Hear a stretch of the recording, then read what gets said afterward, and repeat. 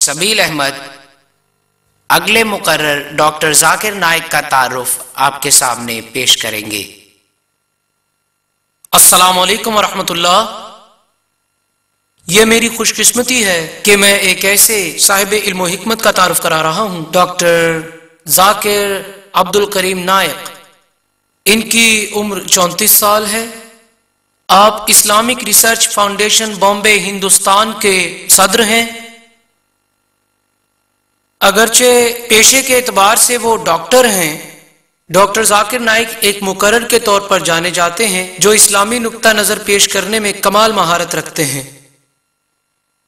Doctor Zakir Naik इस्लाम के बारे में शुकूक व शुबहात को रफा दफा करते हैं। वो दलील, मंतक और साइंसी हकाइक के हवाले से कुरान, हदीस और इसी तरह दूसरी मजहबी किताबों में पाए गए शुकूक व शुबहात और अबहाम को दूर करते हैं। वो अपने नाकिदाना तज्जियों और खिताबात के बाद अवाम की तरफ से उठाए गए मुश्किल तरीन सवालात के जवाबात देने के लिए बहुत पसंद किए जाते हैं। पिछले कई सालों से वो हिंदुस्तान में बहुत से अवामी खुतबात दे चुके हैं। इसके अलावा वो दुनिया में 700 से जायद लेक्चर दे चुके हैं। उन्होंने इस्लाम और तकाबुल अदियान पर कई किताबें लिखी हैं और इसी तरह दीगर मुमालिक के मुख्तलिफ मजहबी स्कॉलर्स के साथ मिलकर मुताद्दिद बहसों मुबाहिसों और मजहबी मजाकरों में शिरकत फरमा चुके हैं। मैं ये ऐलान करने की इजाजत चाहता हूं कि दोनों मुकर्ररों की तकरीरों के बाद और उनके एक दूसरे को जवाबी दौर के बाद हम सवालात व जवाबात का एक दौर शुरू करेंगे। जो लोग देर से आए हैं वो याद रखें कि हम उनके सवालात माइक पर और इंडेक्स कार्ड पर लेंगे। ख़वातीन व हज़रात, मैं दावत देता हूं डॉक्टर जाकिर नाइक को कि वो अपने ख्यालात का इजहार करें।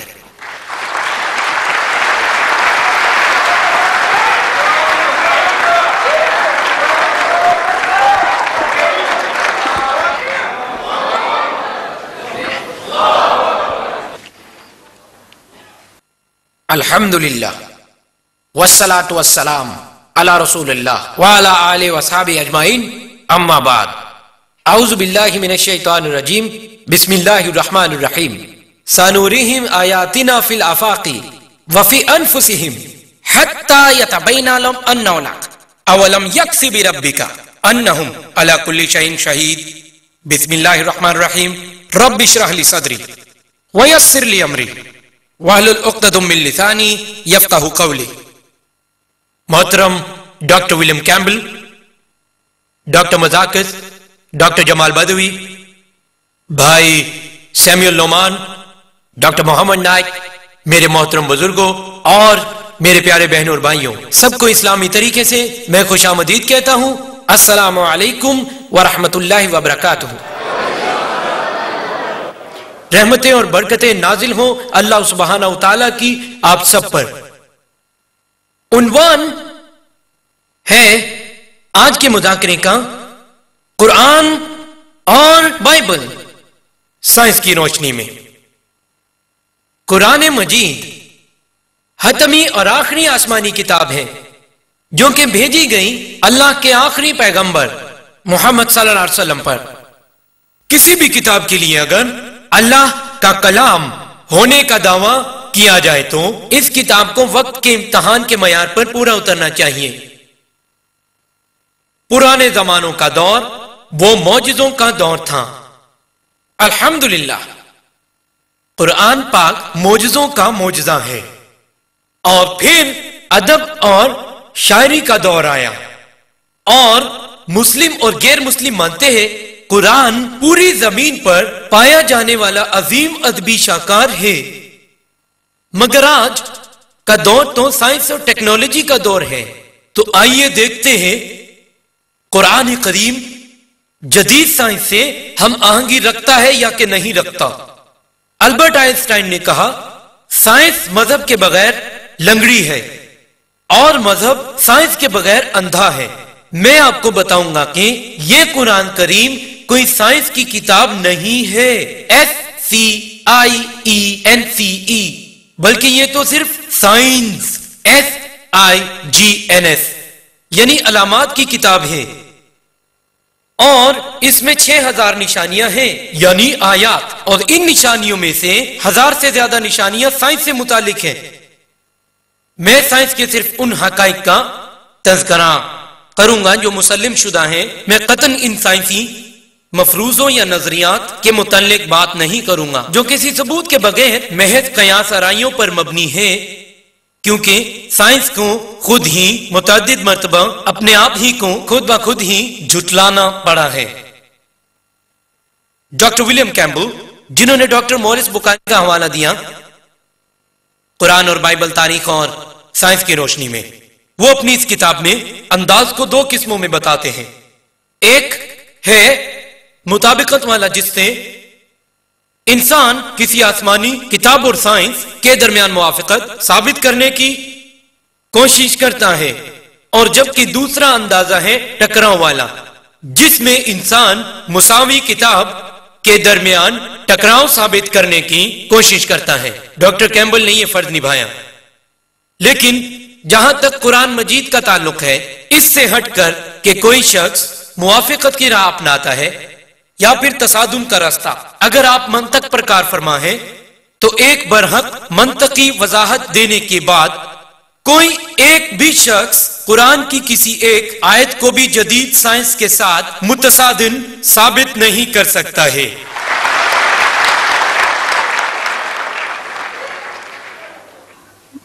ڈاکٹر ولیم کیمبل نے تو قرآن کی کئی سائنسی غلطیوں کی نشاندہی کی ہے۔ میری یہ مکمل ذمہ داری ہے کہ میں ان الزامات کا مکمل طور پر جواب دوں۔ انہوں نے جو پہلے خطاب کرنے کو ترجیح دی، میں اپنی تقریر میں ان الزامات کو رد کروں گا۔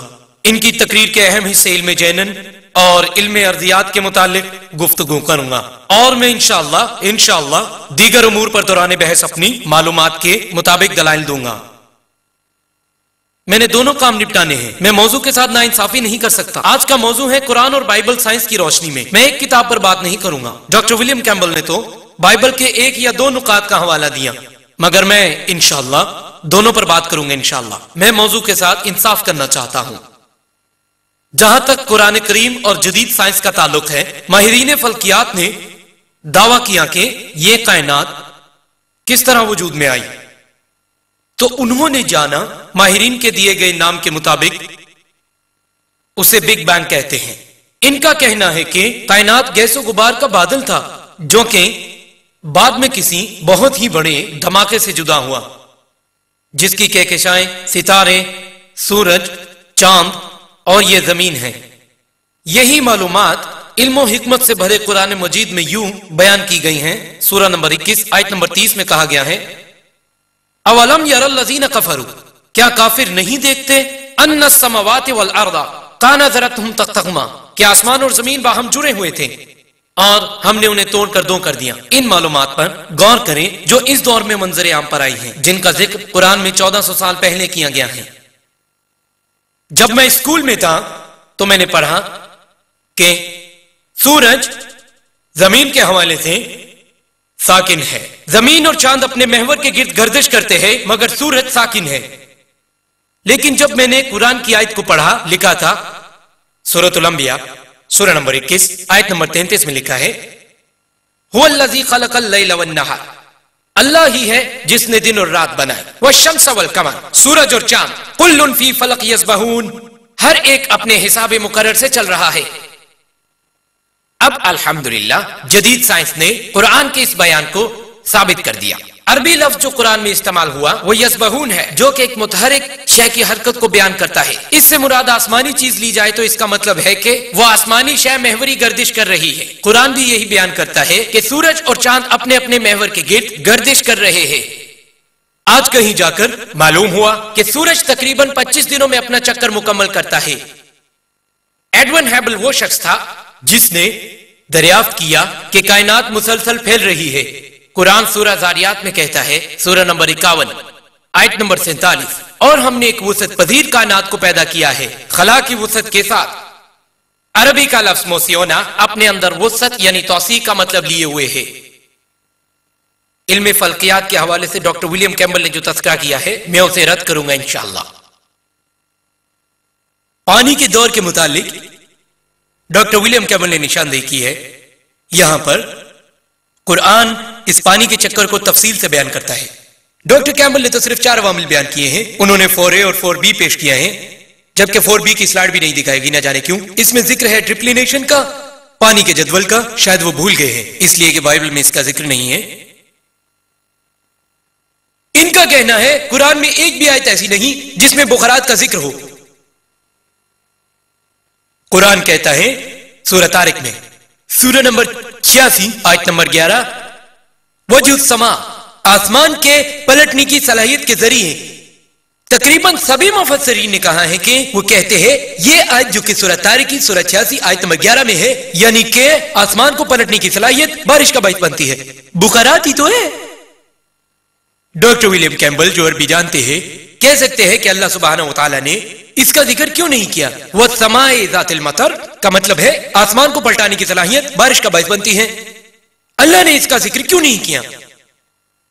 आइए अब देखते हैं अल्लाह ने अपनी इस मसले का जिक्र क्यों नहीं किया। क्योंकि अब हमें पता चल चुका है कि जमीन के गिर्द ओजोन की तह बारिश के लौटाने के अलावा काफी कुछ फायदेमंद मादे और तवानाई भी बारिश के साथ मिलकर जमीन की तरफ वापस आते हैं, जिन सब की दुनिया में रहने वाले इंसानों को जरूरत है। बारिश ही जमीन की तरफ नहीं आती। आज हमें मालूम होता है यहां तक कि वो सारी लहरें जो टेलीफोन के निजाम को और टेलीविजन को, रेडियो को चलाती हैं, जिससे हम टीवी देखते हैं, हम राब्ता करते हैं, हम रेडियो सुनते हैं, और इसके अलावा यही तय बैरूनी खला की नुकसानदार शुआओं को पलटाती है और जज्ब भी करती है। मिसाल के तौर पर सूरज की रोशनी। सूरज की रोशनी की अल्ट्रावायलेट शुआएं आयनोस्फीयर में जज्ब हो जाती है। अगर ऐसा नहीं होता तो कुर्रे अर्ज पर जमीन का वजूद खत्म हो जाता। यही वजह है कि अल्लाह सुब्हानहू व तआला जो सच पर मबनी है फरमाता है वह जो समा आसमान के पलटने की सलाहियत के जरिए। और बाकी चीजों का मैं जिक्र करूंगा जो कुरान में है, इनके लिए आप मेरी सीरीज देख सकते हैं। कुरान ने पानी के दौर को बड़ी वजाहत से बयान किया है। उन्होंने जो भी कहा है बाइबल के हवाले से, उन्होंने पहला मरहला और तीसरा स्लाइड 1 में दिखाया, फिर दूसरी में पहला, तीसरा और फिर दूसरा, जिसमें पानी जमीन से ऊपर जाता है। वो कहते हैं और फिर बारिश का पानी जमीन पर बरसता है। यह फलसफा तो सेज ऑफ मिलिटस का है, 7वीं सदी ईस्वी से पहले का। उनका नजरिया था समुद्र के बुखारात को हवा ऊपर उठा लेती है और यही हवा बारिश बरसाती है, बादलों का कहीं जिक्र ही नहीं है। और दूसरा हवाला जो डॉक्टर विलियम कैम्बल ने दिया है, पहला है इनके मुताबिक बुखारात, जो हम मानते हैं, हम बाइबल से मुताबिकत रखने वाले उमूर का बुरा नहीं मानते। पहले बारिश बरसती है और फिर जाकर बादल बनते हैं। यह तो पानी का मुकम्मल दौर नहीं है।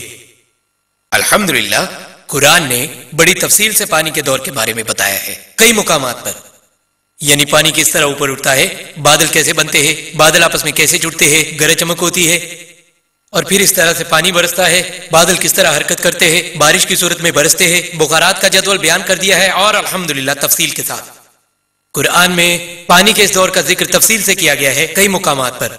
सूरह नूर में सूरह नंबर 24 आयत नंबर 43, सूरह रूम में सूरह नंबर 30 आयत नंबर 48, और सूरह ज़ुमर में सूरह नंबर 39 आयत नंबर 21, सूरह मोमिनून सूरह नंबर 23 आयत नंबर 18, सूरह रूम सूरह नंबर 30 आयत नंबर 24, सूरतुल हिजर सूरह 15 आयत नंबर 22, सूरतुल आराफ सूरह नंबर 7 आयत नंबर 57, और सूरतुल रायद सूरह नंबर 13 आयत नंबर 17, सूरतुल फुरकान सूरह 25 आयत नंबर 48 से 49,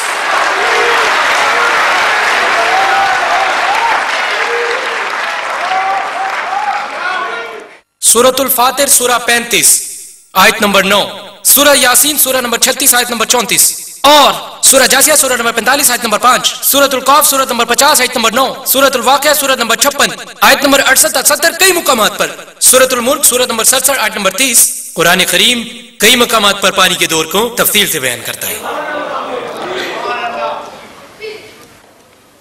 डॉक्टर विलियम कैम्बल ने बहुत सारा वक्त लिया, आधी तकरीर इल्म जनैन पर की, इल्म अर्जियात का जिक्र किया, और 6 दूसरे मौज़ूआत का जो मैंने दर्ज किए हैं। इल्म अर्जियात के बारे में तो हमें आज पता चल चुका है।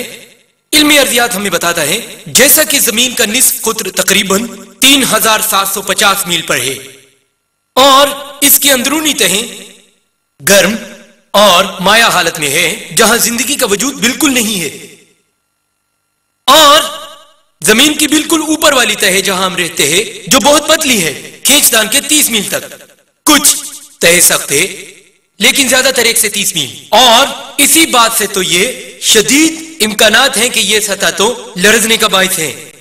اس کی سب سے بڑی وجہ تہوں کا ہیر پھیر ہے جو پہاڑی سلسلے کو اونچا کرتا ہے، جس سے زمین کو پختگی ملتی ہے۔ اور قرآن کہتا ہے سورۃ النبا میں سورہ نمبر 78 آیت نمبر 6 تا 7، ہم نے زمین کو وسیع بنایا ہے، والجبال اوتادا، اور پہاڑوں کو میخیں بنایا ہے۔ قرآن قطعاً نہیں کہتا پہاڑوں کو میخوں کی طرح پھینکا گیا، پہاڑ میخوں کی طرح۔ عربی کا لفظ اوتاد یعنی میخیں، خیموں کی کھونٹیاں۔ اور آج ہمیں پتہ چلتا ہے علم ارضیات کے مطالعے سے کہ پہاڑوں کی گہری جڑیں ہوتی ہیں، اور یہ معاملہ 19ویں صدی کے نصف میں معلوم ہوا ہے۔ اور ہمیں دکھائی دینے والے پہاڑ کی سطح زمین سے اوپر والی سطح سے کم ہوتی ہے، جو زیر زمین گہرائی تک ہوتی ہے، بالکل اسی طرح سے جیسے کھوٹیوں کو زمین میں گاڑا جائے۔ آپ صرف اوپر سے چھوٹا حصہ دیکھتے ہیں، زیادہ تر زمین کے نیچے ہوتا ہے، بالکل گلیشیئر کی چوٹی کی طرح۔ آپ صرف اوپر کی چوٹی دیکھتے ہو اور اس کا 90% حصہ پانی میں ہوتا ہے۔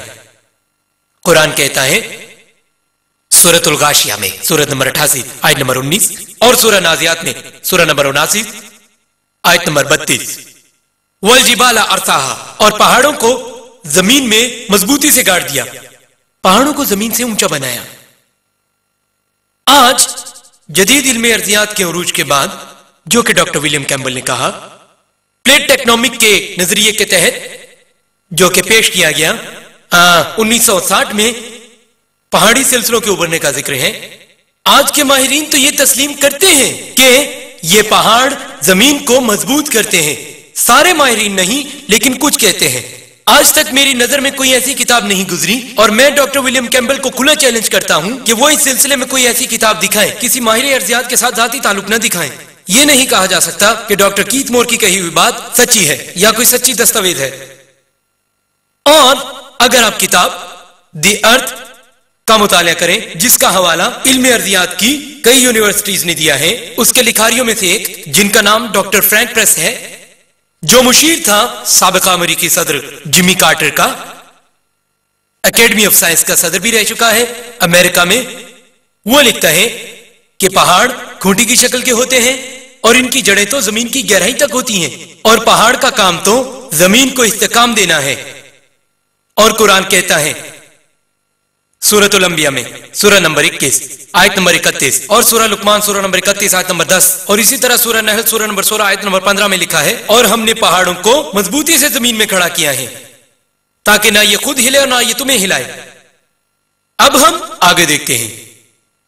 پہاڑ کا کام قرآن میں یہی بتایا گیا ہے کہ وہ زمین کو ہلنے سے بچائیں۔ قرآن میں یہ کہیں نہیں لکھا کہ پہاڑ زلزلے کو روکتے ہیں۔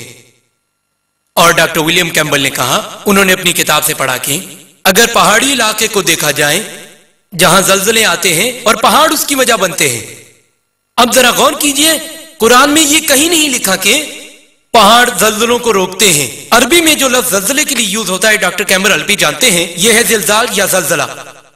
ان 3 آیات میں استعمال ہونے والا لفظ جو میں نے کہا وہ ہے تمیدہ۔ تمیدہ کا مطلب ہے ہلانا، جلانا یا جھولا دینا۔ اور قرآن کہتا ہے سورہ لقمان سورہ نمبر 31 آیت نمبر 10 میں، اور اسی طرح سورۃ النحل سورہ 16 آیت 15، ہم نے پہاڑوں کو مضبوطی سے زمین میں کھڑا کیا، نہ کہ یہ خود ہلے نہ تمہیں ہلائیں، یہ ہے تمیدہ بکم، نہ یہ تمہیں ہلائیں۔ اشارہ ہے اگر یہاں پہاڑ نہ ہوتے تو اگر تم چلتے، اگر تم پھرتے تو زمین بھی تمہارے ساتھ چلنے پھرنے لگتی، اگر تم جھکتے تو زمین بھی تمہارے ساتھ جھک جاتی۔ ہمیں پتہ ہے عام طور پر جب ہم زمین پر چلتے ہیں تو وہ نہیں لرزتی۔ یہی وہ وجہ ہے جو کہ ڈاکٹر فرینک پریس اور ڈاکٹر نجات جو کہ سعودی عرب میں رہتے ہیں، اور انہوں نے پوری کتاب لکھی ہے قرآن کے نظریاتی ارضیات کے بارے میں، اور اس میں جواب ہے تقریباً ڈاکٹر ولیم کیمبل کی ہر بات کا وضاحت کے ساتھ۔ اور ڈاکٹر ولیم کیمبل اپنی کتاب میں لکھتے ہیں کہ اگر پہاڑ زمین کو زلزلے سے بچاتے ہیں تو پھر پہاڑی علاقوں میں زلزلے کیوں آتے ہیں؟ یہ دراصل سوچنے کی بات ہے۔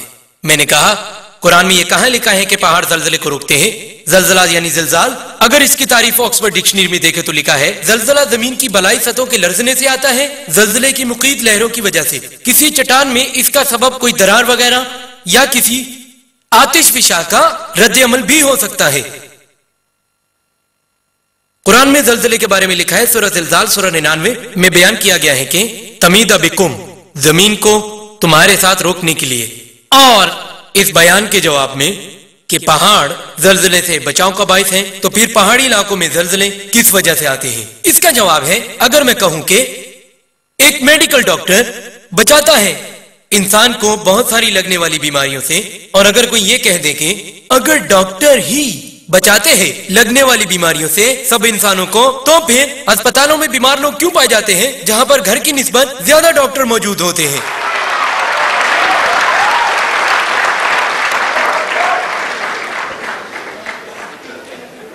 سمندر کے علم کے بارے میں قرآن کریم فرماتا ہے، سورۃ الفرقان سورہ نمبر 25 آیت نمبر 53 میں ہے، یہ اللہ ہی ہے جس نے پانی کے بہتے ہوئے دو دھارے بنائے، ایک میٹھے پانی کے قابل اور دوسرا نمکین اور کڑوا، وہ آپس میں ملتے ہیں لیکن گھلتے نہیں، ان کے درمیان ایک رکاوٹ ڈال دی گئی ہے جو ان کو گھلنے نہیں دیتی۔ قرآن کہتا ہے سورہ رحمان سورہ نمبر 55 آیت نمبر 19-20، مرج البحرین یلتقیان بینہما برزخ لا یبغیان، یہ اللہ ہی ہے جس نے پانی کے دو دھارے آزاد چھوڑ رکھے ہیں، وہ آپس میں ملتے ہیں مگر گھلتے نہیں، ان کے درمیان ایک حد فاصل ہے جسے عبور کرنے کی اجازت نہیں۔ پہلے ہو سکتا ہے کہ مترجمین کا خیال ہو کہ قرآن کی اس سے مراد کیا ہے؟ ہم جانتے ہیں میٹھا اور نمکین پانی کیا ہے، ان کے درمیان حد فاصل کیسی ہے اور پھر یہ گھل کیوں نہیں سکتے؟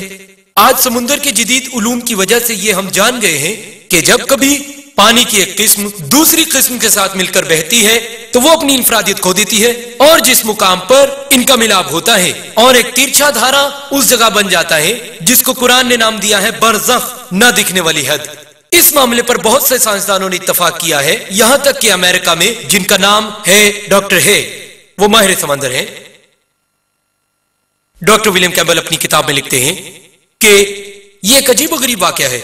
اس دور کے مشیروں کو پتا تھا کہ پانی کی دو قسمیں ہوتی ہیں، میٹھا اور نمکین، سو حضرت محمد ملک شام کے سفر کے دوران وہاں سمندر میں گئے ہوں یا وہاں کے مشیروں سے بات کی ہو، میٹھے اور نمکین پانی کا واقعہ واقعی عجیب و غریب ہے، اور لوگوں کو علم نہیں تھا کہ کوئی اندھے کی حد فاصل ہے۔ جدید سائنس کے متعلق غور و فکر کی ضرورت ہے، یعنی برزخ، نہ کہ میٹھا یا نمکین پانی۔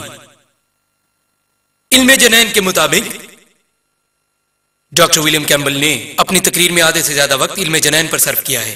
وقت مجھے اجازت نہیں دے رہا غیر منطقی باتوں کے جوابات کے لیے، میں صرف ایک تسلی بخش جواب دوں گا، ہم مطمئن ہوں گے انشاءاللہ۔ مزید تفصیل کے لیے آپ میری ویڈیو کیسٹ قرآن اور جدید سائنس اور قرآن اور میڈیکل سائنس ملاحظہ کر سکتے ہیں۔ ایک عربوں کا گروہ تھا، انہوں نے بہت سارا مواد جمع کیا قرآن کی روح سے علم جنین کے متعلق اور حدیث علم جنین کے متعلق، اور بھیج دی پروفیسر کیت مور کو، جو تھے چیئرمین اور head of the department of anatomy university of Toronto Canada میں، اور آج کل وہ ایک نمایاں ترین سائنسدانوں میں سے ایک ہیں جو کہ مہارت رکھتے ہیں علم جنین پر۔ اور بیشتر قرآن کے تراجم پڑھنے کے بعد ان سے پوچھا تو انہوں نے کہا کہ اکثر و بیشتر قرآن اور حدیث کی روایات جدید علم جنین سے مطابقت رکھتی ہیں، لیکن کچھ آیات ایسی ہیں جن کے بارے میں کہہ سکتا ہوں یہ صحیح ہیں، کچھ کے بارے میں کہہ سکتا ہوں یہ غلط ہیں، کیونکہ مجھے خود بھی اس کے بارے میں پتہ نہیں۔ اور دو ایسی آیات، پہلی قرآنی وحی کی دو آیات ہیں، سورہ اقرا اور سورہ علق سے، سورہ نمبر 96 آیت نمبر 1 تا 2 میں کہا گیا ہے، اقرا بسم ربک الذی خلق خلق الانسان من علق، پڑھ اپنے اس رب کے نام سے جو پیدا کرنے والا ہے، جس نے انسان کو پیدا کیا چپکنے والی چیز یا جوٹ نما جمے ہوئے خون کے لوتھڑے سے۔ اور یہاں پر ڈاکٹر ولیم کا کہنا ہے کہ کسی لفظ کو پرکھنے کے لیے ہمیں دیکھنا ہوگا کہ اس کے کیا کیا مطلب تھے، اور جس وقت قرآن نازل ہوا اس وقت اس لفظ کے کیا معنی تھے۔ یہاں انہوں نے کہا ہمیں تجزیہ کرنا چاہیے، جب اس کے مطلب کہاں تجزیہ کیا جائے کہ جب آیات نازل ہوئی اور جن پہ نازل ہوئی ان کے نزدیک معنی کیا تھے۔ اور جہاں تک تو ان کی بائبل کا تعلق ہے، بائبل ہی کی روح سے میں اس سے مکمل اتفاق کروں گا، کیونکہ بائبل کا خطاب صرف اولاد اسرائیل سے تھا اس دور میں، اس وقت، جو کہ متی کی انجیل میں لکھا گیا ہے، باب نمبر 10 آیت نمبر 5 اور 6۔ حضرت عیسیٰ علیہ السلام نے اپنے پیروکاروں سے فرمایا، جاؤ مگر سامریوں کی طرف نہ جانا۔ وہ سامری کون تھے؟ غیر یہودی، ہندو، مسلم، بلکہ تم جاؤ اسرائیل کے گھرانے کی گمشدہ بھیڑوں کے پاس۔ حضرت عیسیٰ علیہ السلام نے فرمایا، متی کی انجیل میں باب نمبر 15 آیت نمبر 24 میں ہے، میں نہیں بھیجا گیا مگر اسرائیل کی کھوئی ہوئی بھیڑوں کی طرف۔ پس معلوم ہوا کہ حضرت عیسیٰ علیہ السلام اور انجیل صرف اسرائیل کی اولاد سے تعلق رکھتے تھے۔ انجیل کے تجزیے کے لیے آپ کو وہی معنی اپنانے پڑیں گے جو اس دور میں سمجھے گئے تھے، پر قرآن اس دور میں عربوں کے لیے ہی نہیں بھیجا گیا تھا، قرآن مسلمانوں کے لیے ہی نہیں بھیجا گیا، قرآن بھیجا گیا ہے تمام انسانوں کے لیے، اور یہ بھیجا گیا ازل سے ابد تک کے لیے۔ قرآن کہتا ہے سورۃ الابراہیم سورہ نمبر 14 آیت نمبر 52، سورۃ البقرہ سورہ 2 آیت 185 اور سورہ زمر سورہ 39 آیت 41 میں ارشاد ہے قرآن تمام بنی نوع انسان کے لیے ہے، اور حضرت محمد صلی اللہ علیہ وسلم صرف عربوں کے مسلمانوں کے لیے نہیں بھیجے گئے تھے۔ اللہ قرآن میں کہتا ہے سورۃ الانبیاء سورہ نمبر 21 آیت نمبر 107، وما ارسلناک الا رحمۃ للعالمین، اور ہم نے آپ کو رحمت بنا کر بھیجا ہے، ایک رہبر کے طور پر پوری انسانیت کے لیے۔ اس لیے جہاں تک قرآن کا تعلق ہے آپ محدود نہیں کر سکتے قرآن کا مطلب صرف اس وقت کے لیے کیونکہ یہ بھیجا گیا ازل سے ابد تک کے لیے۔ القا کے معنی میں سے ایک معنی ہے ایک چمٹنے والی چیز یا جوکنما چیز۔ پروفیسر کیت مور کہتے ہیں مجھے تو علم ہی نہیں تھا جنین ابتدائی مرحلے پر ایک جوک جیسا دکھتا ہے۔ وہ اپنی لیبورٹری میں گئے اور تجزیہ کیا خوردبین سے جنین کے ابتدائی مرحلے کا، پھر جوک کی تصویر سے موازنہ کر کے دیکھا اور وہ دونوں کی حیران کن مشابہت دیکھ کر دنگ رہ گیا۔ یہ رہی تصویر ایک جوک کی اور انسانی جنین کی۔ ڈاکٹر ولیم کیمبل نے جو کچھ دکھایا ہے یہ تو اس کی بالکل مختلف تصویر ہے۔ اگر میں کتاب کو دکھاؤں تو یہ ترچھی دکھے گی، اگر میں اس طرح دکھاؤں تو یہاں منظر کچھ اور ہوگا۔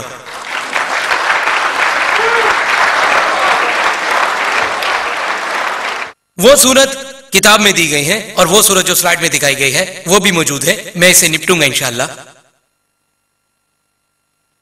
پروفیسر کیت مور نے 80 سوالات پوچھے جانے کے بعد کہا، اس نے کہا اگر آپ یہ 80 سوالات 30 سال پہلے پوچھتے تو میں مشکل سے کچھ کا جواب دے پاتا، یعنی میں 50% ہی جواب دے پاتا، کیونکہ علم جنین نے تو صرف پچھلے 30 سال کے دوران ہی ترقی کی ہے۔ انہوں نے 80 کی دہائی میں کہا۔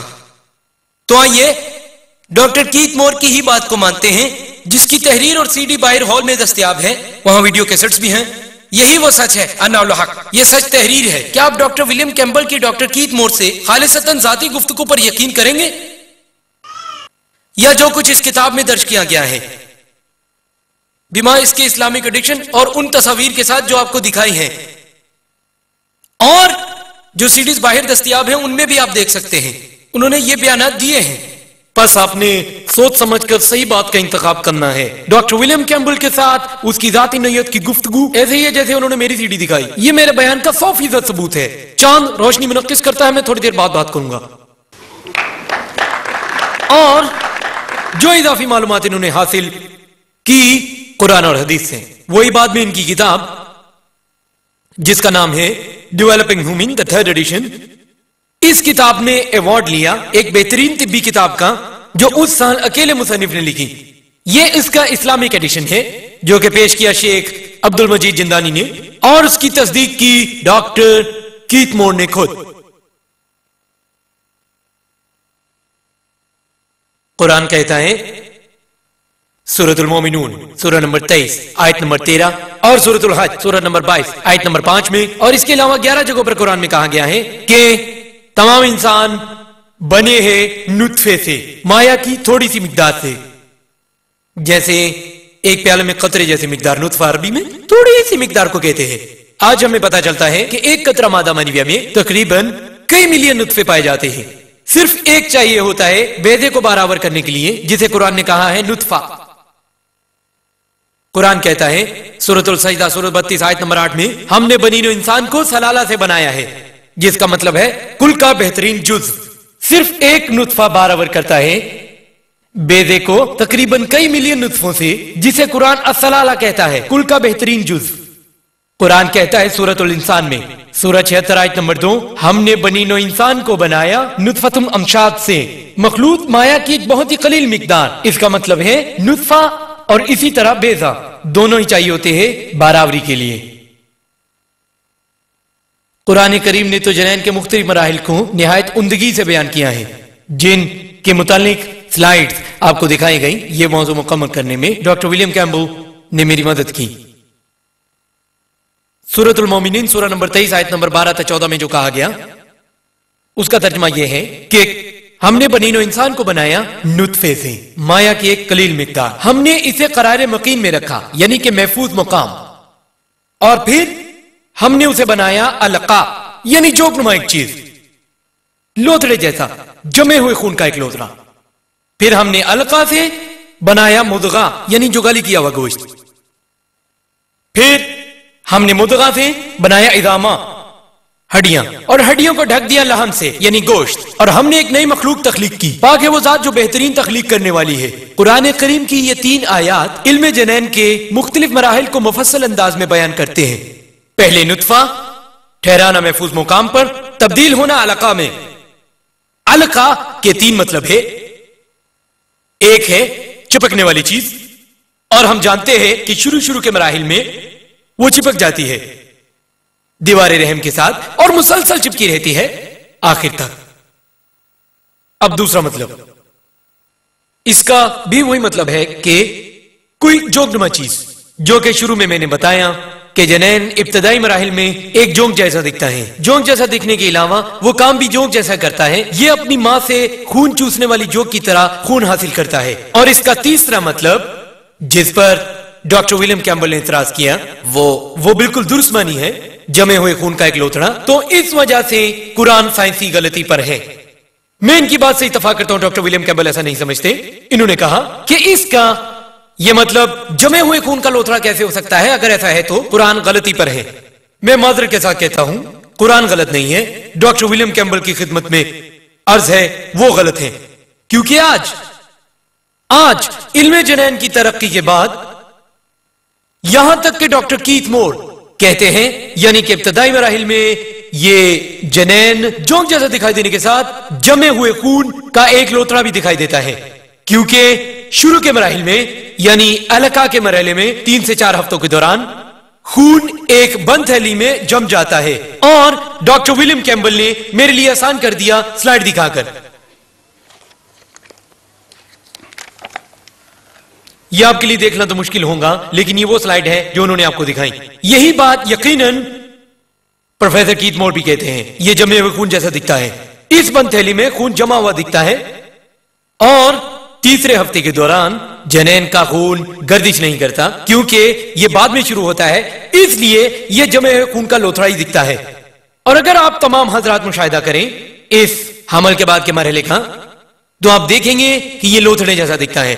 صرف ایک لائن میں جواب دینا ہی بہتر ہوگا ان تمام اعتراضات کا جو ڈاکٹر ولیم کیمبل نے کیے ہیں، وہ ہے یہ مراحل جو کہ قرآن میں ہے، اس میں صرف اور صرف جنین کے مراحل ظاہری بنیاد پر دکھائے گئے ہیں، یعنی کہ پہلے علقہ کی ظاہری صورت ایک جونک نما چیز، پھر اسی طرح جمے ہوئے خون کا لوتھڑا۔ اور ڈاکٹر ولیم کیمبل نے کہا، کچھ خواتین آ کر کہتی ہیں لوتھڑا نکال دیجئے،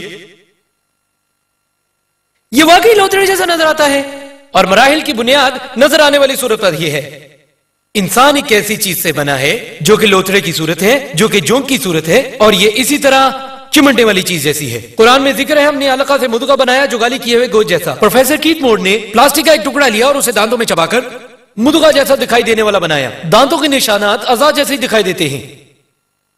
ڈاکٹر ولیم کیمبل نے کہا جب علقہ مدغہ بن جاتا ہے، چپکنے کی صلاحیت تب بھی ہوتی ہے، یہ آدھے مہینے سے بھی زیادہ تک رہتی ہے، تو قرآن غلط ہے۔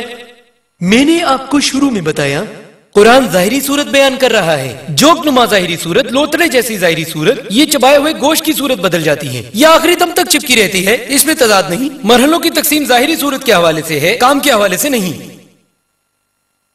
اس کے بعد قرآن کریم میں ارشاد ہے کہ ہم نے مدغہ سے عظامہ یعنی ہڈیاں بنائی، پھر ہڈیوں کو ڈھک دیا گوشت سے۔ ڈاکٹر ولیم کیمبل نے کہا میں اتفاق کرتا ہوں کہ ہڈیوں اور عضلات کا مادہ ایک وقت میں بننا شروع ہوتا ہے، وہ ہے ہڈیاں، یہ اکٹھے بنتے ہیں، میں اس سے اتفاق کرتا ہوں۔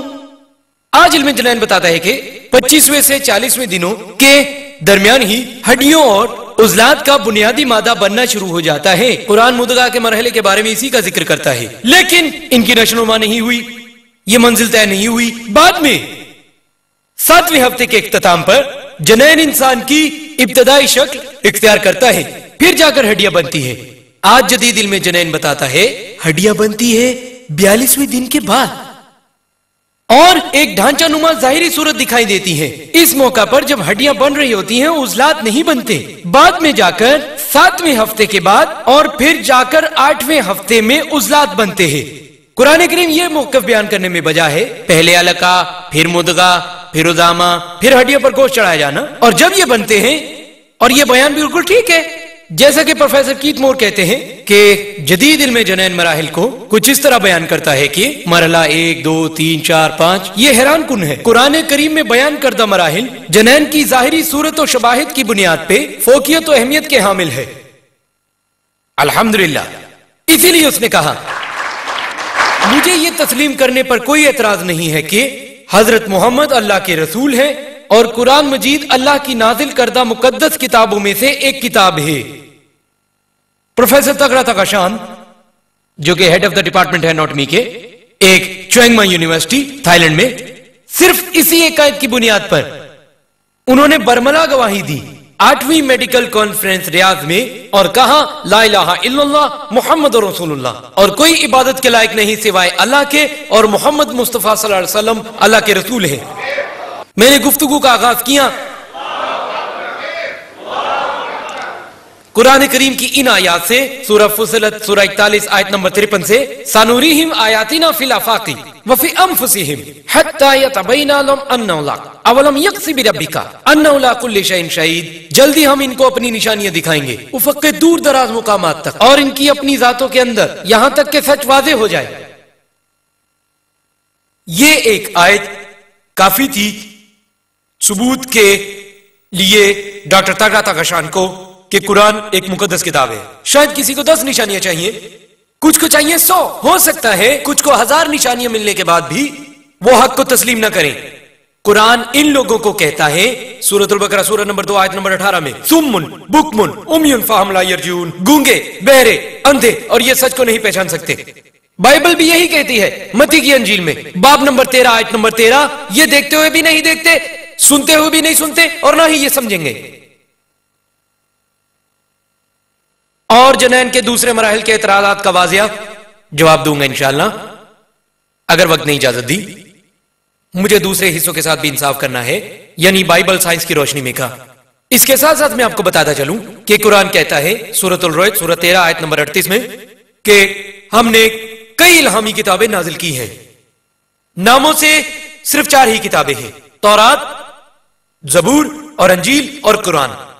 اور تورات اس وحی پر مشتمل ہے جو حضرت موسیٰ علیہ السلام پر نازل کی گئی، اور زبور جو حضرت داؤد علیہ السلام پر نازل کی گئی، اور انجیل جو اس وحی پر مشتمل ہے وہ حضرت عیسیٰ علیہ السلام پر نازل کی گئی، اور قرآن آخری اور حتمی کتاب ہے جو آخری اور حتمی پیغمبر محمد صلی اللہ علیہ وسلم پر نازل کی گئی۔ میں آپ کو بات واضح کر دوں آپ تمام کو کہ یہ بائبل جسے عیسائی مانتے ہیں خدا کا کلام، یہ وہ انجیل نہیں ہے جسے مسلمان مانتے ہیں جو نازل کی گئی حضرت عیسیٰ علیہ السلام پر۔ یہ بائبل ہمارے مطابق ہو سکتا ہے خدا کا کلام ہو، لیکن اس میں دیگر انبیاء کرام کے الفاظ ہیں، مورخوں کے الفاظ بھی، اس میں لغویات بھی ہیں، اس کے علاوہ انگنت سائنسی غلطیاں بھی پائی جاتی ہیں۔ جی ہاں، سائنسی غلطیاں۔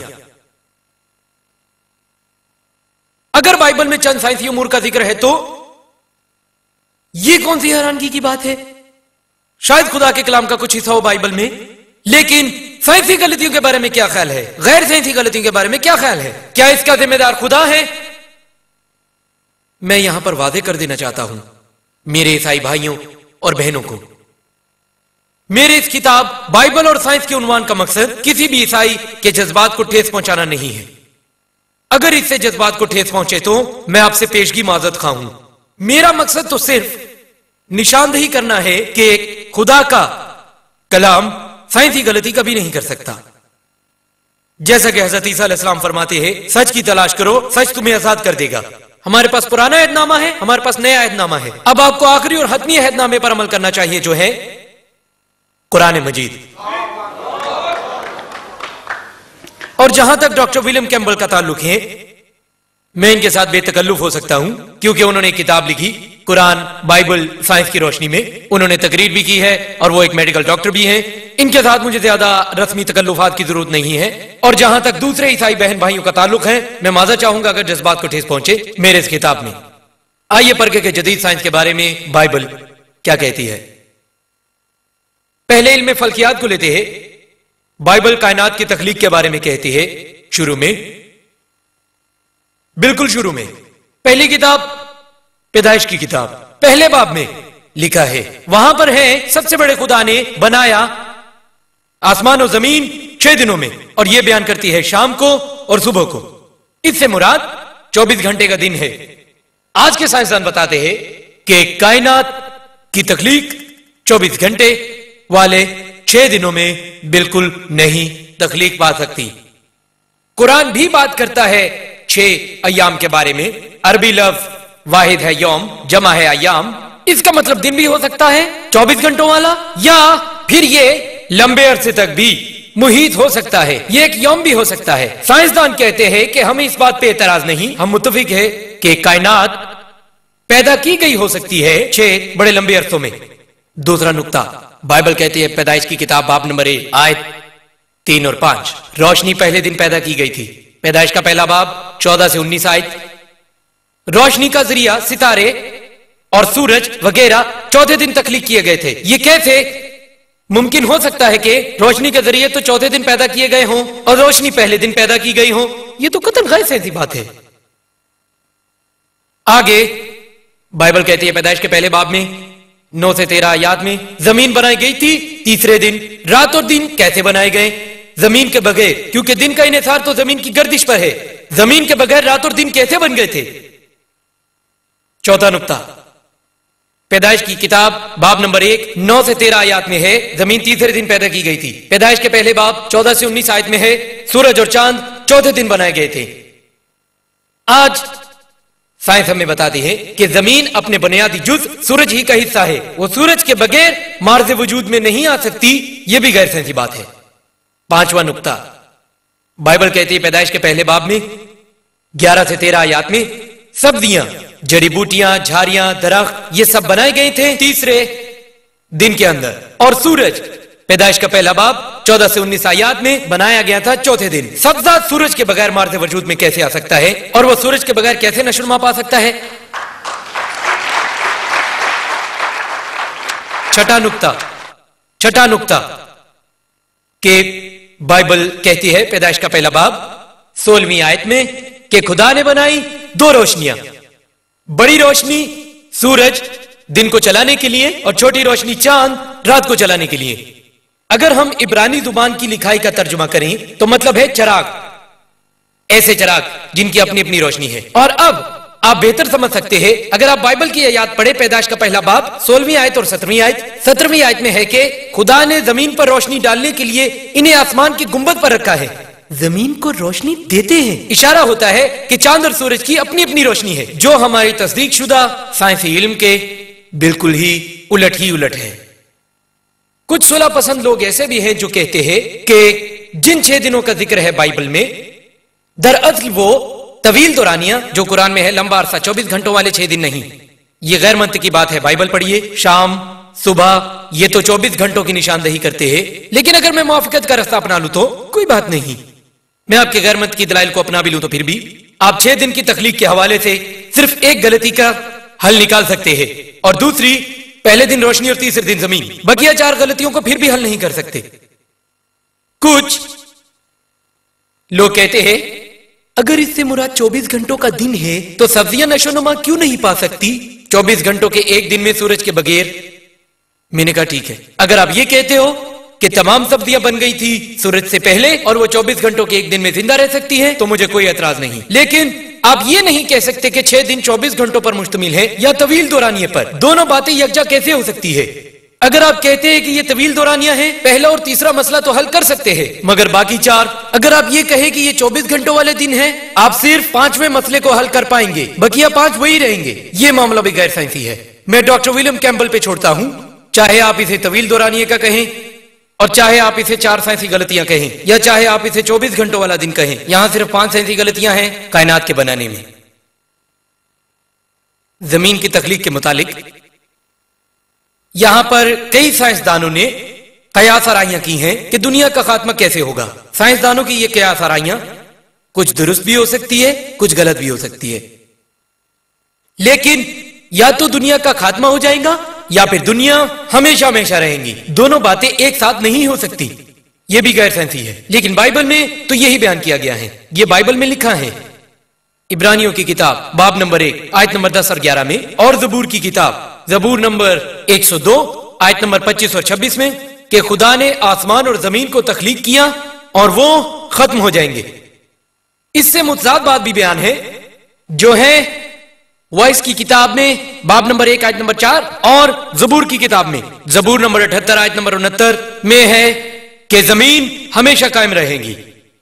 میں ڈاکٹر ولیم کیمبل پر چھوڑتا ہوں کہ وہ فیصلہ کریں ان میں سے کون سی آیات غیر سائنسی ہیں, پہلی دو یا دوسری دو. ایک غیر سائنسی ہو چکی ہے, دو باتیں نہیں ہو سکتی کیونکہ دنیا ہمیشہ رہے گی اور اسی طرح ختم بھی ہو جائیں گی. یہ غیر سائنسی بات ہے. آسمان کے متعلق کہا گیا, بائبل کہتی ہے ایوب کی کتاب باب 26 آیت 11 میں آسمان کے ستون لرزیں گے. قرآن کہتا ہے سورہ لقمان سورہ نمبر 31 آیت نمبر 10 میں کہ آسمان بغیر ستونوں کے بنایا گیا. کیا تم نہیں دیکھتے؟ تم نہیں دیکھتے کہ آسمان بغیر ستونوں کے بنایا گیا ہے؟ بائبل کہتی ہے کہ آسمان کے ستون ہیں. صرف یہی نہیں کہ آسمان کے ستون ہیں, بائبل کہتی ہے پہلے سیموئیل کی کتاب میں باب نمبر 2 آیت نمبر 8 اور اسی طرح ایوب کی کتاب باب نمبر 9 آیت نمبر 6 اور زبور کی کتاب زبور نمبر 75 آیت نمبر 3 میں حتیٰ کہ زمین کے بھی ستون ہیں. خوراک اور غذا کے شعبے میں دیکھتے ہیں کہ بائبل اس کے بارے میں کیا کہتی ہے. بائبل کہتی ہے پیدائش کی کتاب باب نمبر 1 آیت نمبر 29 میں کہ خدا نے تمہیں دی تمام جڑی بوٹیاں اور بیج, بہت سے پھلدار درخت ایسے کہ جن کا بیج تمہارے لیے گوشت ہو.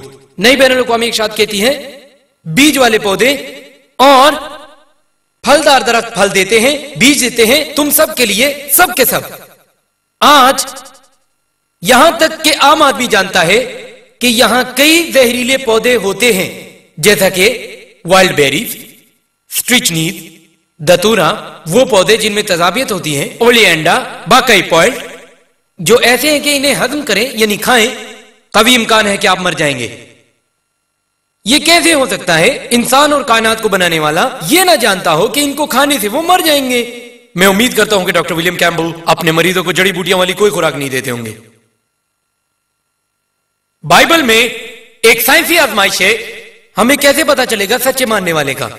یہ ذکر ہے مرکز کی انجیل میں باب نمبر 16 آیت نمبر 17 اور 18. وہ کہتا ہے کہ سچے ماننے والوں کی کچھ نشانیاں ہوں گی اور ان میں سے چند نشانیاں یہ ہوں گی یعنی میرے نام سے وہ شیطان کو مار بگائیں گے, وہ لوگ غیر ملکی زبانیں بولیں گے, نئی زبانیں, وہ اژدہے قابو کریں گے. اگر وہ مرنے والا زہر بھی پیئیں گے تو وہ مریں گے نہیں, اگر وہ اپنا ہاتھ بیماروں پہ رکھیں گے تو وہ ٹھیک ہو جائیں گے. یہ ایک سائنسی آزمائش ہے. سائنسی اصطلاح میں اسے کسی سچے اور مومن عیسائی کی پرکھ کے لیے تصدیقی آزمائش کہا جاتا ہے. میری زندگی کے پچھلے 10 سالوں میں ہزاروں عیسائیوں کے ساتھ میں اٹھتا بیٹھتا ہوں, میرے ذاتی تعلقات ہے مبلغین کے ساتھ بھی. مجھے ابھی تک ایک بھی ایسا عیسائی نہیں ملا جو کہ بائبل کی اس تصدیق کرنے والی آزمائش پر پورا اترتا ہو, اور مجھے ابھی تک ایسا ایک بھی عیسائی نہیں ملا جس نے زہر پیا ہو. ایک بھی عیسائی ایسا نہیں, وہ زہر پیے اور وہ مرے نہیں. اور اس سائنس کی اصطلاح میں اسے جھوٹوں کو جانچنے کی پرکھ بھی کہا جاتا ہے. یعنی کہ اگر کوئی جھوٹا شخص ایسا کرنے کی کوشش کرتا ہے, زہر پیے, وہ مر جائے گا. ایک جھوٹا شخص قطعاً ایسے امتحان سے گزرنے کی جرت نہیں کرے گا. اگر آپ سچے عیسائی نہیں ہیں تو آپ اسے آزمانے کی کبھی ضرورت نہیں کریں گے, کیونکہ آپ اگر جھوٹوں کی پرکھ کا آزمائشی تجربہ کریں گے تو ناکام ہوں گے. تو ہر وہ شخص جو کہ سچا عیسائی نہیں ہے وہ کبھی بھی ایسا تجربہ نہیں کرے گا. میں نے کتاب پڑھی قرآن اور بائبل تاریخ اور سائنس کی روشنی میں جو ڈاکٹر ولیم کیمبل نے لکھی. میرا خیال ہے کہ وہ ایک سچے عیسائی مومن ہے, لہذا میں ان سے یہ توقع رکھتا ہوں کہ وہ مجھے ثابت کریں جھوٹے کی پرکھ کی آزمائش کے بارے میں.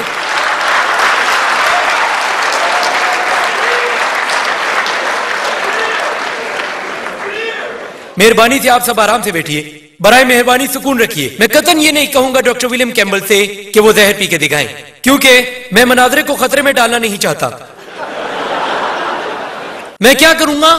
میں صرف انہیں یہ کہوں گا کہ غیر زبانیں بولیں، نئی زبانوں میں. جیسا کہ آپ میں سے اکثر لوگ جانتے ہیں کہ انڈیا ایک ایسی جگہ ہے جہاں ہزاروں زبانیں اور مقامی بولیاں بولی جاتی ہیں.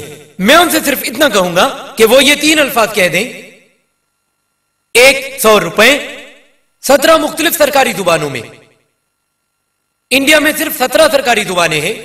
ڈاکٹر ولیم کیمبل کی سہولت و آسانی کے لیے میرے پاس ایک 100 روپے کا نوٹ ہے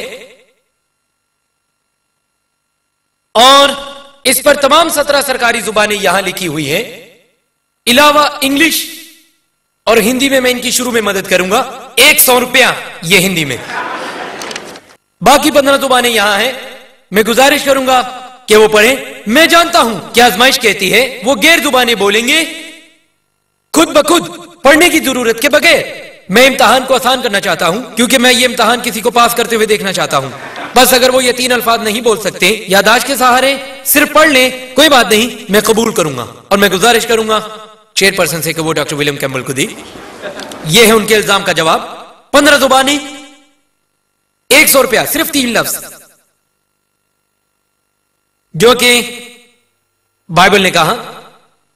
علم الماء کے متعلق بائبل کہتی ہے پیدائش کی کتاب میں باب نمبر 9 آیت نمبر 13 سے 17، اور پھر خدا نے کہا نوح کے دور میں جب دنیا تباہ ہو گئی، دنیا سیلاب کے ذریعے، اور سیلاب خشک ہونے کے بعد اس نے کہا میں نے آسمان پر ایک قوس قزح نمودار کی تمام تر بنی نوع انسان کے ساتھ. یہ وعدہ کیا کہ میں دنیا کو دوبارہ غرق نہیں کروں گا پانی کے ساتھ. سائنس نہ جاننے والا شخص تو اس بات کو قبول کر سکتا ہے، واہ قوس قزح علامت ہے خدا کی طرف سے کہ وہ دنیا کو دوبارہ پانی سے غرق نہیں کرے گا. آج یہ بات ہم اچھی طرح جانتے ہیں کہ قوس قزح تو سورج کی روشنی کی وجہ سے ہے، بارش یا دھند کی وجہ سے. یقیناً ہزاروں قوس قزح گزر چکی ہوں گی نوح علیہ السلام کے دور سے پہلے، لیکن یہ کہنے کے لیے کہ نوح علیہ السلام سے پہلے ایسا نہیں تھا تو یہ گمان کرنا پڑے گا کہ قانون انحطاف نہیں تھا، جو کہ غیر سائنسی ہے. ادویات کے شعبے میں بائبل کہتی ہے احبار کی کتاب میں باب نمبر 14 آیت نمبر 49 سے 53 تک، یہ ایک افسانوی طریقہ دیا گیا ہے مرض کو پاک کرنے کا، گھر سے کوڑ کے وبائی مرض کو، گھر کو بچانے کے لیے کوڑ کے وبائی مرض سے. اس میں کہا گیا کہ 2 پرندے لیں، ایک پرندے کو مارے، ایک لکڑی لیں، سرخ کپڑا اور زوفا، اور دوسرے زندہ پرندے کو پانی میں ڈبوئے اور بہتے ہوئے پانی کو بعد میں پورے گھر پر 7 مرتبہ چھڑکے. کیا مطلب خون چھڑکنا گھر پر؟ تو یہ سب کیا جا رہا ہے کوڑ کو بھگانے کے لیے. آپ جانتے ہیں کہ خون تو بذات خود ایک بیکٹیریا ہے، زہریلے مادے جیسا. مجھے امید ہے کہ ڈاکٹر ولیم کیمبل یہ عمل نہیں کرتے ہوں گے پاک کرنے کے لیے اوٹی کو، یعنی آپریشن تھیٹر. لکھا ہے احبار کی کتاب میں باب نمبر 12 آیت نمبر 1 سے 5. اور ہم سب میڈیکلی یہ جانتے ہیں جب ماں بچہ پیدا کرتی ہے جنم کے بعد کا دورانیہ کو صحت مندانہ نہیں ہوتا. اگر اسے مذہبی اعتبار سے ناپاک کہیں تو مجھے کوئی اعتراض نہیں ہوگا، لیکن احبار باب نمبر 2 آیت نمبر 1 سے 5 میں کہتا ہے جب عورت لڑکے کو جنم دیتی ہے تو وہ تقریباً 7 دنوں تک ناپاک رہے گی، اور اس کی ناپاکی کا یہ سلسلہ جاری رہے گا 33 دنوں تک مزید. اور اگر وہ ایک لڑکی کو جنم دیتی ہے تو وہ ناپاک رہے گی 2 ہفتوں تک، اور ناپاکی کا دورانیہ جاری رہے گا تقریباً 66 دنوں تک. مختصراً اگر عورت جنم دیتی ہے ایک لڑکے کو یعنی بیٹے کو، وہ 40 دن تک ناپاک رہیں گی. اگر وہ جنم دیتی ہے ایک لڑکی کو یعنی بیٹی کو تو وہ 80 دن تک ناپاک رہیں گی. میں چاہوں گا کہ ڈاکٹر ولیم کیمبل مجھے سائنسی اعتبار سے بتائیں کہ کس طرح سے ایک عورت ناپاک رہ سکتی ہے دگنی مدت کے لیے اگر وہ ایک لڑکی کو جنم دیتی ہے ایک لڑکے کے مقابلے میں. بائبل میں اس حوالے سے بھی ایک بہت اچھی آزمائش ہے زنا کے بارے میں. کیسے پتا چلے گا کہ عورت نے زنا کیا ہے؟ گنتی کی کتاب میں باب نمبر 5 آیت نمبر 11 تا 31 بتاؤں گا تفصیل سے. یہاں ہے کہ ایک رہبر کو چاہیے مقدس پانی لے برتن میں، پھر فرش سے خاک اٹھائے اور اس پانی میں ڈال دے، اور پھر یہ کڑوا پانی اور بد دعا کے بعد اس عورت کو دے دے. اور اگر اس عورت نے زنا کیا ہوگا تو پھر یہ اس کو پینے کے بعد بد دعا اندر جائے گی اس کے جسم میں، اور پیٹ پھول جائے گا اور ران سکڑ جائے گی، اور پھر لوگ اس پر لان تان کریں گے. اگر اس عورت نے زنا نہیں کیا ہوگا تو وہ صحیح سلامت رہے گی اور اپنے حمل کو بھی محفوظ رکھے گی. یہ افسانوی طریقہ ہے جو میں نے بتایا کہ عورت زنا کی مرتکب ہوئی ہے یا نہیں. آپ جانتے ہیں آج دنیا میں ہزاروں مقدمے التوا میں ہیں، دنیا کے مختلف حصوں میں، دنیا کے مختلف عدالتوں میں، صرف اور صرف اس گمان پر کسی کو ایسا لگتا ہے کہ عورت زنا کی مرتکب ہوئی ہے.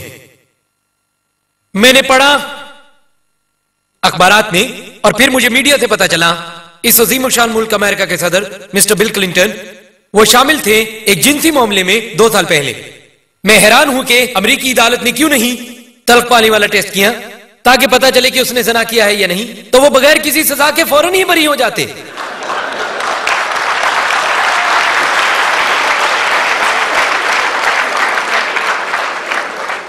کیوں عیسائی تبلیغیوں نے ایسا نہیں کیا اس عظیم و شان ملک کے، خصوصاً وہ جو طبی میدان میں ہیں، عزت مآب جناب ڈاکٹر ولیم کیمبل کی طرح کڑوے پانی کا ٹیسٹ کرتے تاکہ جلد اس ملک کے صدر کو بری کراتے. علم ریاضی علم کی ایک ایسی شاخ ہے جس کا سائنس کے ساتھ نہایت گہرا تعلق ہے. اس کے ذریعے آپ کئی مسائل وغیرہ حل کرتے ہیں. بائبل میں ہزاروں تضادات پائے جاتے ہیں، سینکڑوں ریاضی سے متعلقہ ہیں. میں چند ایک کا ذکر کروں گا.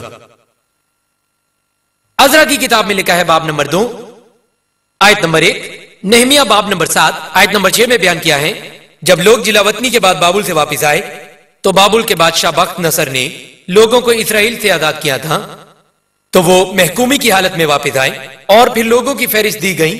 یہ فہرست عزرا میں دی گئی ہے باب نمبر 2 آیت نمبر 2 سے 63 تک اور نہمیہ باب نمبر 7 اور آیت نمبر 7 سے لے کر 65 تک فہرست دی گئی ہے ناموں کے ساتھ. اسی طرح لوگوں کے چھوٹنے کی تعداد ان کل 60 آیات میں، اور یہاں پر کم سے کم 18 مقامات میں لوگوں کے نام تو بالکل وہی ہیں لیکن تعداد میں فرق ہے، اور اس طرح کم سے کم 18 تضادات پائے جاتے ہیں ان 2 کے 2 بابوں کی تمام تر 60 آیات میں.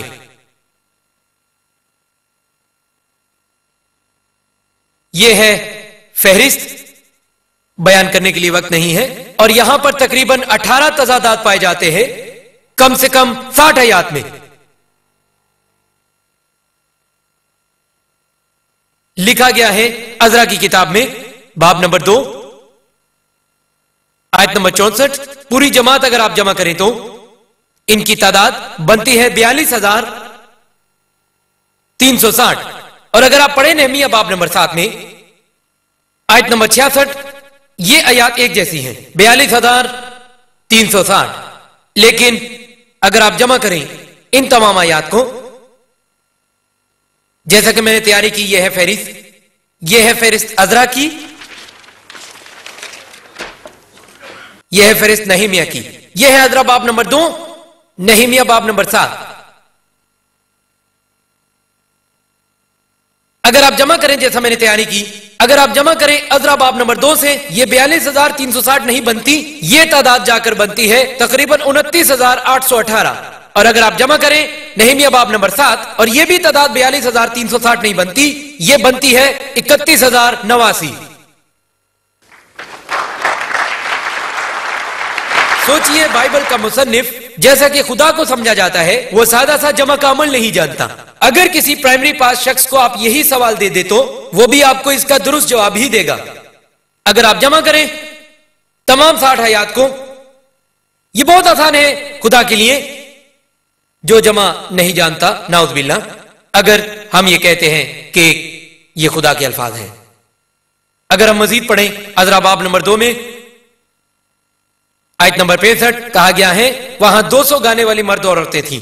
نہمیہ باب نمبر 7 آیت نمبر 67 وہاں پر 245 گانے والی مرد اور عورتیں تھیں. وہاں پر 200 یا 245 گانے والی مرد اور عورتیں تھیں. عبارت ایک جیسی ہیں، یہاں ریاضی کا تضاد ہے.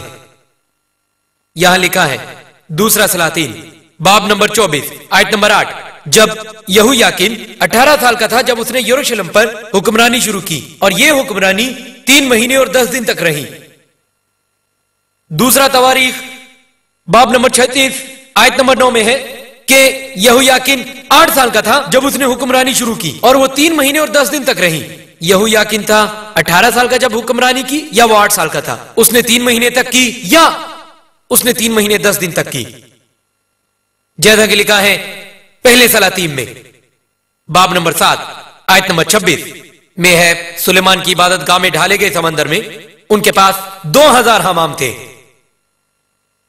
دوسرے تواریخ میں باب نمبر 4 آیت نمبر 5 ان کے پاس 3000 حمام تھے. ان کے پاس 2000 حمام تھے یا ان کے پاس 3000 حمام تھے؟ یہ بات میں چھوڑتا ہوں ڈاکٹر ولیم کیمبل پہ کہ وہ کیا کہتے ہیں. یہ ریاضی کے حوالے سے واضح ترین تضادات ہیں. اس سے ہٹ کر بیان کیا گیا ہے پہلے سلاطین باب نمبر 15 آیت نمبر 33 میں کہ بادشاہ مر گیا آسا کے 26ویں سال کے دور حکومت میں. اور دوسرا تواریخ باب نمبر 16 آیت نمبر 1 میں ہے کہ بادشاہ نے جوڈا پر حملہ کیا آسا کے 36ویں سال کے دور حکومت میں. کس طرح سے بادشاہ حملہ کر سکتا ہے مرنے کے 10 سال بعد؟ یہ غیر سائنسی ہے. میں ڈاکٹر ولیم کیمبل کی آسانی کے لیے اٹھائے گئے اعتراضات کو دہراتا ہوں. میں انہیں تفصیل سے بیان کروں گا جو پوائنٹ میں نے بتائے ہیں. پہلا اعتراض تھا کہ ارض و سما کی تخلیق، کائنات کی تخلیق 24 گھنٹوں والے 6 دنوں میں تھی. روشنی اپنے منبع سے پہلے ہی موجود تھی. دوسرا اعتراض. تیسرا، دن زمین کی تخلیق سے پہلے وجود میں آیا. چوتھا اعتراض، زمین سورج سے پہلے وجود میں آئی. پانچواں اعتراض، سبزہ سورج کی روشنی سے پہلے وجود میں آیا. چھٹا اعتراض، چاند کی روشنی اس کی اپنی روشنی ہے. ساتواں اعتراض، یہ زمین کیا یہ تباہ ہوگی یا یہ ہمیشہ رہے گی. آٹھواں اعتراض، زمین ستون رکھتی ہے. نواں اعتراض، آسمان ستون رکھتا ہے. 10واں اعتراض، خدا نے کہا تم تمام تر پودے اور تمام سبزہ کھا سکتے ہو زرعیلے پودوں سمیت. 11واں اعتراض، سائنسی آزمائش، جھوٹوں کی آزمائش کا طریقہ. مرکز کی انجیل باب نمبر 16 آیت نمبر 17 اور 18. 12واں اعتراض، ایک عورت ناپاک رہتی ہے دگنے وقت تک اگر وہ لڑکی کو جنم دیتی ہے بنسبت لڑکے کے. 13واں اعتراض، خون کا استعمال پاک کرنے کے لیے سارے گھر کو کوڑ کی بیماری سے. 14واں اعتراض، آپ کیا کہتے ہیں کڑوے پانی کی آزمائش کے متعلق زنا کے حوالے سے. 15واں اعتراض، 18 مختلف تضادات 60 سے بھی کم آیات میں عذرا باب نمبر 2 اور نہمیہ باب نمبر 7 میں. میں نے انہیں 18 تضادات نہیں گنا بلکہ ایک ہی شمار کیا ہے. 16واں اعتراض، مجموعی تعداد مختلف ہے دونوں ابواب میں. 17واں اعتراض، کیا وہ 200 گانے والے مرد خواتین ہیں یا وہ 245 گانے والے مرد خواتین ہیں. 18واں اعتراض، کیا یہویاکین 18 سال کا تھا یا کہ وہ 8 سال کا تھا جب اس نے حکومت کی. 19واں اعتراض، اس نے 3 مہینے حکومت کی یا 3 مہینے 10 دن. 20واں اعتراض، سلیمان علیہ السلام کے پاس 3000 حمام تھے یا 2000 حمام تھے. 21واں اعتراض ہے کہ بادشاہ کس طرح حملہ آور ہوا جوڈا پر اپنی موت کے 10 سال بعد. 22واں اعتراض ہے خدا تعالیٰ نے کہا کہ میں نے آسمان میں کوسے قضا رکھی ایک وعدے کے طور پر انسان کے لیے کہ کبھی دنیا کو غرق نہیں کروں گا پانی کے ذریعے. میں نے صرف 22 کا شمار کیا ہے. سینکڑوں پائے جانے والے غیر سائنسی اعتراضات جو کہ بائبل میں ہیں، سائنسی غلطیاں. میری التجا ہے ڈاکٹر ولیم کیمبل سے وہ جواب دیں قطع نظر اس کے کہ وہ استعمال کرتے ہیں ہمانگی کا راستہ یا مخالفانہ طرز عمل. جب تک وہ منطق کی حدود میں ہے وہ کبھی بھی اس اہل نہیں ہوں گے کہ سائنسی طور پر ثابت کریں ان 22 اعتراضات کو جو میں نے انہیں بتائے. ہمارا ایمان ہے حضرت عیسیٰ علیہ السلام پر نازل کی گئی تھی انجیل، مگر یہ وہ انجیل نہیں ہے. ہو سکتا ہے کچھ خدا کا کلام ہو لیکن دوسرا غیر سائنسی حصہ خدا کا کلام نہیں ہے. میں اپنی بات کو ختم کروں گا قرآن مجید کی ان چند آیات پر. سورۃ البقرہ سورۃ نمبر 2 آیت نمبر 79 جو کہتی ہے فویل للذین یکتبون الکتاب بایدیہم ثم یقولون ھذا من عند اللہ لیشتروا بہ ثمنا قلیلا فویل لہم مما کتبت ایدیہم وویل لہم مما یکسبون. ایسے لوگوں کے لیے خرابی ہے جو اپنے ہاتھ سے کتاب لکھتے ہیں اور کہتے ہیں کہ اللہ کی طرف سے ہے اور اسے معمولی قیمت کی عوض بیچتے ہیں. خرابی ہے ان پر جو کچھ انہوں نے لکھا، خرابی ہے ان پر جو کماتے ہیں. وآخر دعوانا ان الحمد للہ رب العالمین.